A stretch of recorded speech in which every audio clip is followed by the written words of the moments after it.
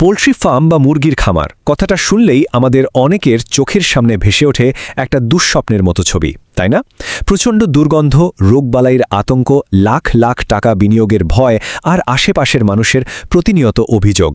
কিন্তু যদি বলা হয় এই সমস্ত ভয়কে চিরতরে দূর করার একটা চমৎকার উপায় আছে, আজকের এই বিশেষ বিশ্লেষণে আমরা এমন একটা স্মার্ট, জিরো ওয়েস্ট আর সম্পূর্ণ গন্ধমুক্ত ব্লুপ্রিন্ট নিয়ে কথা বলবো, যেটা খামার সম্পর্কে প্রচলিত ধারণাই একেবারে বদলে দেবে। এখানে শুধু আয়ই বাড়ে না, বরং খামারের কোনো অংশই আর বর্জ্য হিসেবে পড়ে থাকে না। আজকের এই আলোচনায় আমরা ধাপে ধাপে যে বিষয়গুলো দেখব সেগুলো হলো, প্রথমে সনাতন বনাম স্মার্ট খামারের পার্থক্য, এরপর সঠিক শেড ও পরিচালনার নিয়ম, তারপর ডিম ও মাংসের দারুণ এক সমন্বয়, বর্জ্য থেকে কিভাবে জৈব সার হয় সেটা, এবং শেষে সীমানার সঠিক ব্যবহার। তো চলুন প্রথমেই দেখে নেওয়া যাক ১ নম্বর বিভাগ, সনাতন বনাম স্মার্ট খামারের মূল পার্থক্যগুলো। এখানে খুব গুরুত্বপূর্ণ একটা কনসেপ্ট হলো জিরো ওয়েস্ট মডেল। নামটা শুনেই নিশ্চয়ই আন্দাজ করা যাচ্ছে। সহজ কথায় এটা এমন একটা সিস্টেম যেখানে কোনো কিছুই আসলে ফেলার জিনিস নয়, অর্থাৎ এক জায়গার বর্জ্য প্রক্রিয়াজাত হয়ে অন্য জায়গার সম্পদে পরিণত হয়।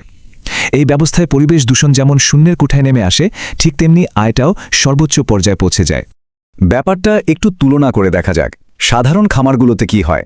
মেঝেতে তুষ বিছানো থাকে, যেটা খুব দ্রুত স্যাঁতস্যাঁতে হয়ে মারাত্মক অ্যামোনিয়া গ্যাস আর রোগবালাই তৈরি করে। কিন্তু স্মার্ট সলিউশনটা দেখুন, এখানে ব্যবহার করা হয় ২.৫ থেকে ৩ ফুট উঁচু মাচা, নেটের মেঝে আর জলের জন্য নিপিল ড্রিঙ্কার। ব্যাস, খামার থাকে একদম শুকনো আর দুর্গন্ধমুক্ত। এবার আসা যাক আমাদের দ্বিতীয় ধাপে, সঠিক শেড ও পরিচালনা। সবচেয়ে চমকপ্রদ ব্যাপারটা কি? এই পুরো উদ্ভাবনটা করা সম্ভব মাত্র ১ বিঘা বা ৩৩ শতক জমির উপর। বড় আয়ের জন্য যে সবসময় বিশাল জমির প্রয়োজন হয় না, এটা তারই একটা চমৎকার প্রমাণ। তবে জমির ভাগাভাগিটা কিন্তু বেশ ইন্টারেস্টিং। লক্ষ্য করলে দেখা যাবে পুরো ১ বিঘা জমির মধ্যে মাত্র ১৫ থেকে ১৬ শতক জায়গা মূল শেডের জন্য ব্যবহার করা হচ্ছে, আর অর্ধেকের বেশি অর্থাৎ ১৭ থেকে ১৮ শতক জায়গা একেবারে ফাঁকা রেখে দেওয়া হচ্ছে। কেন এত বড় জায়গা ইচ্ছে করে ফাঁকা রাখা হলো? এর পেছনে একটা দারুণ মাস্টার প্ল্যান লুকিয়ে আছে, যেটা একটু পরেই পরিষ্কার হয়ে যাবে। স্মার্ট শেড সেটআপের আসল ম্যাজিকটা লুকিয়ে আছে এর মেঝে আর জলের ব্যবস্থায়। ২.৫ থেকে ৩ ফুট উঁচু মাচার উপর নেটের মেঝে থাকার ফলে বর্জ্য সরাসরি নিচে পড়ে যায়, তাই ফ্লোর থাকে ঝকঝকে পরিষ্কার। আর জলের জন্য সাধারণ পাত্রের বদলে নিপেল ড্রিঙ্কার ব্যবহার করায় ১ ফোঁটা জলও মাটিতে পড়ে স্যাঁতস্যাঁতে ভাব তৈরি করতে পারে না। এর ফলাফল হলো রোগবালায় প্রায় জিরো, আর দামি ওষুধ বা ভ্যাকসিনের হাজার হাজার টাকাও বেঁচে যায় অনায়াসে।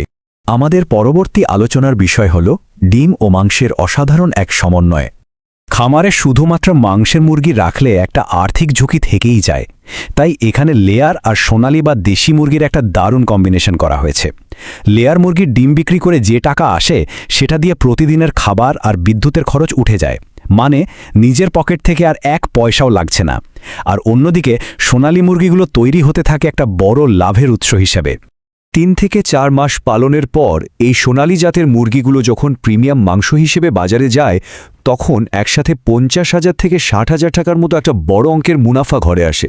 ভাবা যায়, প্রতিদিনের খরচও মিটছে, আবার বড় অঙ্কের সঞ্চয়ও হচ্ছে।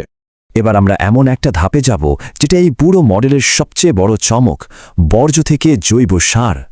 এই ম্যাজিকটা ঘটে ৪টে খুব সহজ ধাপে। প্রথমে খাঁচার নিচে রাখা ট্রে থেকে খুব সহজেই বিষ্ঠা সংগ্রহ করা হয়। এরপর আগে যে অর্ধেকের বেশি জমি ফাঁকা রাখার কথা বলেছিলাম, ঠিক সেই ফাঁকা জায়গার কড়া রোদেই এই বর্জ্য শুকানো হয়। তারপর তার সাথে শুকনো পাতা বা তুষ মিশিয়ে ঢেকে রাখা হয়, মাঝে মাঝে একটু নেড়ে চেড়ে দিতে হয়।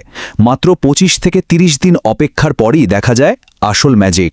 সেই তীব্র দুর্গন্ধযুক্ত আর পরিবেশ দূষণকারী বর্জ্য একেবারে রূপান্তরিত হয়ে যায় কালো চা পাতার মতো ঝুরঝুরে প্রিমিয়াম আর গন্ধমুক্ত জৈব সারে। যারা ছাদ বাগান করেন বা নার্সারি চালান, তাদের কাছে এই সুপারফুড সারের চাহিদা এখন আকাশ ছোঁয়া। তার মানে বর্জ্য ফেলার কোনো ঝামেলাই রইল না, উল্টে এটা খামারের মুনাফাকে প্রায় দ্বিগুণ করে দিল।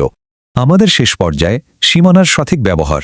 খামারের চারপাশের সীমানায় যদি সজিনা, কলা বা পেঁপের মতো গাছ লাগানো যায়, তাহলে সেটা একটা ন্যাচারাল বায়োসিকিউরিটি বা প্রাকৃতিক বেড়া হিসেবে কাজ করে। শিয়াল বা বাইরের রোগ জীবাণু থেকে খামার থাকে একদম সুরক্ষিত।